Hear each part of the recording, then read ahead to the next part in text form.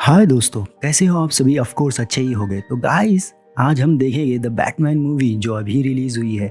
Film एक detective thriller type है जिसमें एक सीरियल किलर मर्डर करता है और पहेली छोड़ देता है हमारे हीरो बैटमैन के लिए। बहुत ज़बरदस्त मूवी है, तो आइए स्टोरी देखते हैं। फिल्म की शुरुआत में रिडलर जो इस फिल्म का विलन है उसे दिखाया जाता है। इसे पहेली बुझाने का बहुत शौक होता है। वो हैलोवीन के मौके पर शहर के मेयर जूनियर मिचेल को मारकर पहेली छोड़ देता है। फिर बैटमैन को दिखाया जाता है जो 2 साल से गुंडे बदमाशों से लड़ रहा होता है ताकि शहर को क्राइम फ्री रख सके। और उस रात वो फाइट कर रहा होता है कुछ चोरों से जो एक गरीब आदमी को परेशान कर रहे होते हैं। उतने में बैटमैन का दोस्त जो पुलिस इंचार्ज होता है जिसका नाम जेम्स गॉर्डन है, वो बैट सिग्नल छोड़ता है जिससे बैटमैन उसे मिलने चला जाता है। फिर दोनों मर्डर सीन पर पहुंचकर छानबीन करने लगते हैं। तब बैटमैन को रिडलर का छोड़ा हुआ पहेली मिलता है। पहेली में अजीब तरह के सिंबल्स होते हैं। बैटमैन उसको समझने की कोशिश कर रहा होता है कि कमिश्नर सैवेज बैटमैन को वहां से जाने को कहता है और प्रेस कॉन्फ्रेंस करता है मर्डर के बारे में। बैटमैन फिर अपने सीक्रेट अड्डे पर जाता है जो कि एक पुराना सबवे स्टेशन होता है। फिर देखते हैं कि बैटमैन वीडियो रिकॉर्डिंग के जरिए जो क्राइम सीन पे वो रिकॉर्ड करता है उसमें से रिडल की एक कॉपी निकालता है। बैटमैन और उसका पार्टनर एल्फ्रेड दोनों मिलकर उस पहेली को सुलझाते हैं। उस पहेली के जरिए बैटमैन को मिशेल के कार से एक थंब ड्राइव मिलती है। उस थंब ड्राइव में मेयर और एक लड़की के कुछ फोटोज होते हैं जो कि आइसबर्ग मिडनाइट क्लब में खींचे होते हैं। बैटमैन फिर उस क्लब के मालिक पेंगुइन के पास जाता है और उस लड़की के बारे में और मेयर के मर्डर के बारे में पूछताछ करता है। पेंगुइन कहता है कि उसे कुछ नहीं पता। जब वो पेंगुइन से पूछताछ कर रहा होता है तब उसकी नज़र सेलिना काइल यानी हमारी कैटवुमन के जूतों पर गिरती है और उसके ध्यान में आता है कि ऐसे ही जूते उसने फोटोज़ में भी देखे थे जो सेलिना के जूतों से मैच होते हैं। और फिर वो सेलिना का पीछा करता है और उसके घर पहुंचकर उसे मालूम होता है कि जो लड़की की तलाश वो कर रहा है वो अनिका है जो कि सेलिना की रूममेट और फ्रेंड है। बैटमैन ये सब देख रहा होता है कि उतने में सेलिना कैटवुमन का ड्रेस पहनकर मेयर के घर में जाती है ताकि उसकी फ्रेंड अनिका का पासपोर्ट वापस ला सके जो मेयर ने एक सेफ में रखा होता है। वहाँ फिर बैटमैन और कैटवुमन दोनों लड़ाई करते हैं और फिर बैटमैन को पता चलता है कि कैटवुमन सिर्फ अपने दोस्त को बचा रही है और उसका मेयर की डेथ से कोई लेना देना नहीं। जब वापस वो सेलिना के घर पहुंचते हैं तो उनसे पहले ही कोई अनिका को किडनैप कर लेता है। इन सब के बीच फिर एक वीडियो वायरल होता है जिसमें रिडलर कमिश्नर सैवेज को किडनैप करके उसे टॉर्चर कर रहा होता है और बोलता है कि वो गौतम के सारे राज खोल देगा। बाद में बैटमैन को पता चलता है कि कमिश्नर भी मर चुका है। फिर गॉर्डन से मिलता है और कमिश्नर के मर्डर सीन पर छानबीन करता है जिससे उसे फिर से एक पहेली मिलती है। बैटमैन उसे अपने पार्टनर एल्फ्रेड को देता है ताकि वो उसे सॉल्व कर सके और बैटमैन दूसरे काम पर अपना ध्यान दे। बैटमैन सेलिना को बोलता है कि वो देखे कौन ज़्यादा विजिट करता है क्लब में और उसे बताए।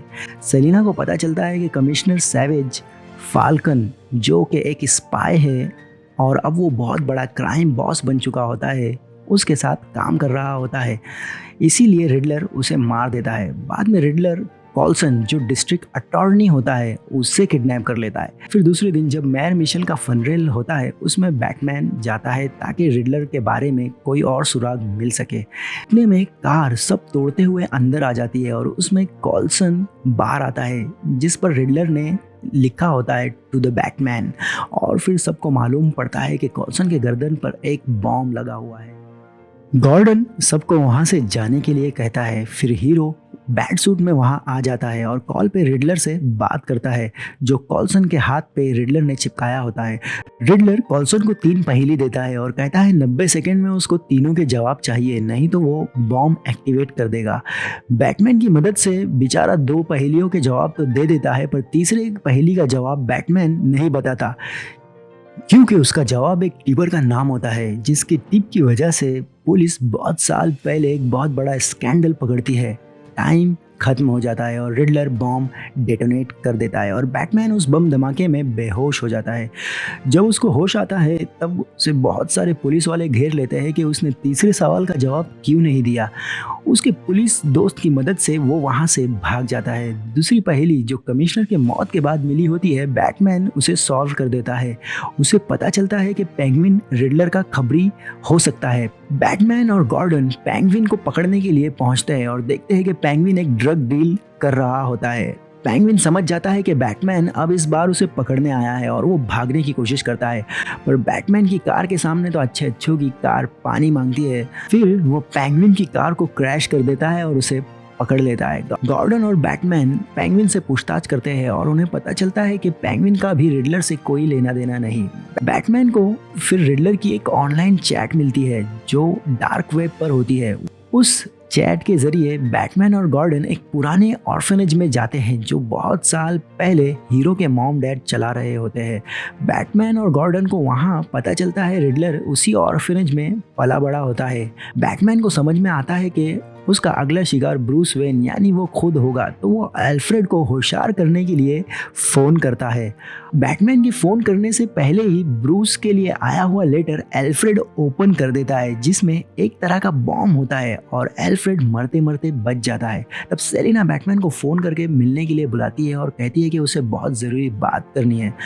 वो बताती है कि फाल्कन यानी जो स्पाई क्राइम बॉस वो उसका बाप है और वो उसकी बेटी है, पर ये बात फाल्कन नहीं जानता। थोड़ी देर बाद रिडलर एक और वीडियो लीक करता है जिसमें थॉमस वेन जो हीरो का बाप होता है बताया जाता है कि वो एक किलर है। थॉमस वेन जब मेयर का चुनाव लड़ रहा होता है तब वो एक रिपोर्टर को मरवा देता है क्योंकि रिपोर्टर ब्लैकमेल कर रहा होता है कि वो मार्था जो हीरो की माँ है उसकी दिमागी बीमारी के बारे में सबको बता देगा। बेचारा हीरो अब तक यही सोच रहा होता है कि उसका बाप एक अच्छा इंसान था और एल्फ्रेड भी उसको यही बताता है। सच्चाई जानने के लिए वो एल्फ्रेड के पास जाता है। एल्फ्रेड कहता है कि उसके बाप ने फाल्कन को सुपारी दी होती है उस रिपोर्टर की, पर बाद में वो सुपारी वापस ले लेता है। इसके बावजूद फाल्कन उस रिपोर्टर को मार देता है तो थॉमस वेन कहता है कि वो पुलिस के पास जाकर सब बता देगा और अचानक से उसके माँ बाप का मर्डर हो जाता है, जो कि एल्फ्रेड कहता है कि उसे शक है कि फाल्कन ने ही उसके माँ बाप को मारा है। ही उनकी बात खत्म होती है, हीरो बैट सिग्नल देखता है और वहाँ पहुँच जाता है। वो सिग्नल कैट वुमन ने भेजा होता है। वो बताती है कि फोन कॉल जो अनिका ने मरने से पहले किया था उससे उसको मालूम हुआ कि फाल्कन ने ही अनिका को बेरहमी से मारा है, क्योंकि मेयर मिशेल अनिका को बता चुका होता है कि फाल्कन ही ने ड्रग स्कैंडल की टिप दी थी। सेलिना बोलती है कि वो उसे मार देगी और क्लब के लिए निकल पड़ती है, पर बैटमैन उससे पहले वहां पहुंचकर उसको रोकता है और सेलिना को कहता है कि फाल्कन को वो सजा दिला सकती है उस फोन कॉल रिकॉर्डिंग के जरिए।